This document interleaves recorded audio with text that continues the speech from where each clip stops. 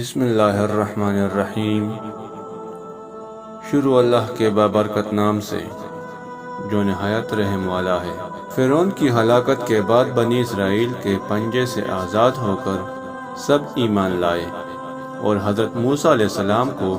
خداوند کریم کا یہ حکم ہوا کہ وہ 40 راتوں کا کوہ طور پر اعتکاف کریں، اس کے بعد انہیں کتاب توریت دی جائے گی۔ چنانچہ حضرت موسیٰ علیہ السلام کوہ طور پر چلے گئے اور بنی اسرائیل کو اپنے بھائی حضرت ہارون علیہ السلام کے سپرد کر دیا۔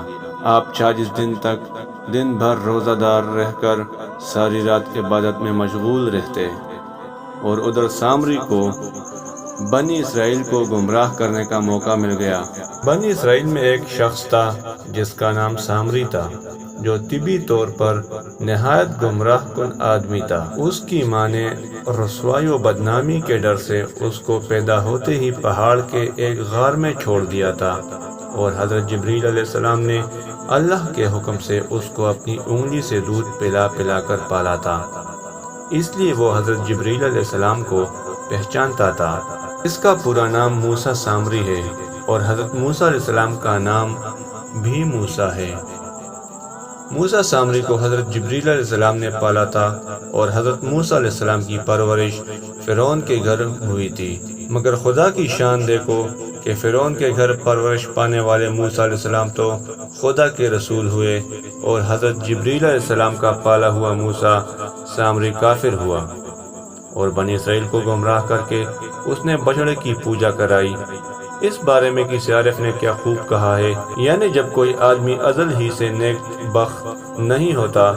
تو وہ بھی نامراد ہوتا ہے، اور اس کی پرورش کرنے والے کی کوشش بھی ناکام اور نامراد ہوتی ہے۔ دیکھ لو،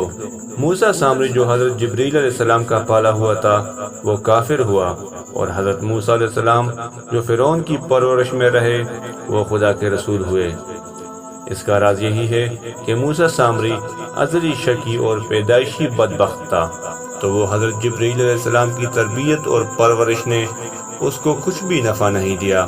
اور وہ کافر کا کافر ہی رہ گیا۔ حضرت موسیٰ علیہ السلام چونکہ ازلی سعید اور نیک بخت تھے، اس لیے فرعون جیسے کافر کی پرورش سے بھی ان کو کوئی نقصان نہیں پہنچا۔ جن دنوں حضرت موسیٰ علیہ السلام کوہ طور پر معتکف تھے، سامری نے آپ کی غیر موجودگی کو غنیمت جانا، اور یہ فتنہ برپا کر دیا کہ اس نے بنی اسرائیل کے سونے چاندی کے زیورات کو مانگ کر پگھلا دیا، اور اس سے ایک بچڑا بنایا، اور حضرت جبریل علیہ السلام کے گھوڑے کے قدموں کی خاک جو اس کے پاس محفوظ تھی، اس نے وہ خاک بچڑے کے منہ میں ڈال دی تو وہ بچڑا بولنے لگا۔ پھر سامری نے مجمع عام میں یہ تقریر شروع کر دی کہ اے بنی اسرائیل، حضرت موسیٰ علیہ السلام خدا سے باتیں کرنے کے لیے کوہ طور پر تشریف لے گئے ہیں، لیکن خدا تو خود ہم لوگوں کے پاس آ گیا ہے، اور بچڑے کی طرف اشارہ کر کے بولا کہ یہی خدا ہے۔ سامری نے ایسی گمراہ کن تقریر کی کہ بنی اسرائیل کو بچڑے کے خدا ہونے کا یقین آ گیا، اور وہ بچڑے کو پوجنے لگے، اور 12,000 آدمیوں کے سوا ساری قوم نے چاندی سونے کے بچڑے کو بولتا دیکھ کر اس کو خدا مان لیا، اور اس کے آگے سر بسجود ہو کر اس بچڑے کو پوجنے لگے۔ چنانچہ خداوند قدوس کا ارشاد ہے، اور موسیٰ کے بعد اس کی قوم اپنے زیوروں سے ایک بچڑے بنا بیٹھی، بے جان کا دھڑتا، وہ گائے کی طرح آواز کرتا۔ جب 40 دنوں کے بعد حضرت موسیٰ علیہ السلام خدا عز و جل سے ہم کلام ہو کر اور تورات شریف ساتھ لے کر بستی میں تشریف لائے، اور قوم کو بچڑا پوجتے ہوئے دیکھا تو آپ پر بے حد غضب و جلال طاری ہو گیا۔ آپ نے جوش غضب میں اپنے بھائی حضرت ہارون علیہ السلام کی داڑھی اور سر کے بال پکڑ کر گھسیٹنا اور مارنا شروع کر دیا، اور فرمانے لگے کہ کیوں تم نے ان لوگوں کو اس کام سے نہیں روکا؟ حضرت ہارون علیہ السلام معذرت کرنے لگے، جیسا کہ قرآن مجید میں ہے، کہا اے میرے ماں جائے قوم نے مجھے کمزور سمجھا اور قریب تھا کہ مجھے مار ڈالیں، تو پھر دشمنوں کو نہ ہنسا اور مجھے ظالموں میں نہ ملا۔ حضرت ہارون علیہ السلام کی معذرت سن کر حضرت موسیٰ علیہ السلام کا غصہ ٹھنڈا پڑ گیا۔ اس کے بعد آپ نے اپنے بھائی ہارون علیہ السلام کے لیے رحمت اور مغفرت کی دعا فرمائی۔ پھر آپ نے اس بچڑے کو توڑ پھوڑ کر اور جلا کر اس کو ریزہ ریزہ کر کے دریا میں بہا دیا۔ پھر اللہ تعالیٰ کا یہ حکم نازل ہوا کہ جن لوگوں نے بچڑے کی پرستش نہیں کی ہے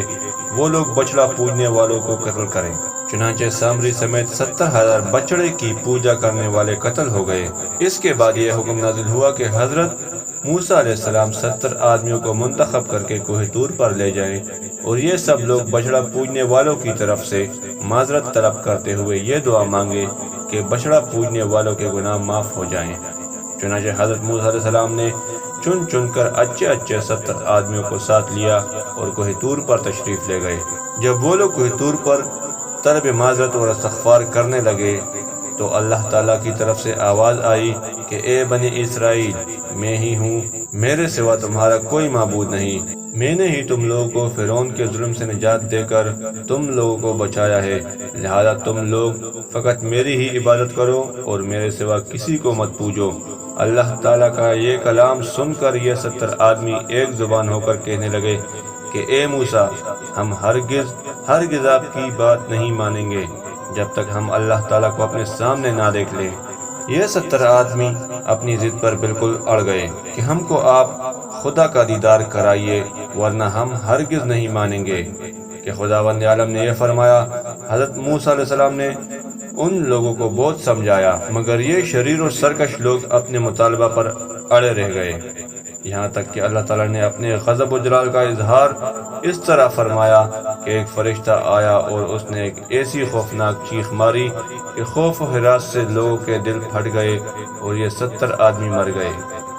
پھر حضرت موسیٰ علیہ السلام نے خداوند عالم سے کچھ گفتگو کی اور ان لوگوں کے لیے زندہ ہو جانے کی دعا مانگی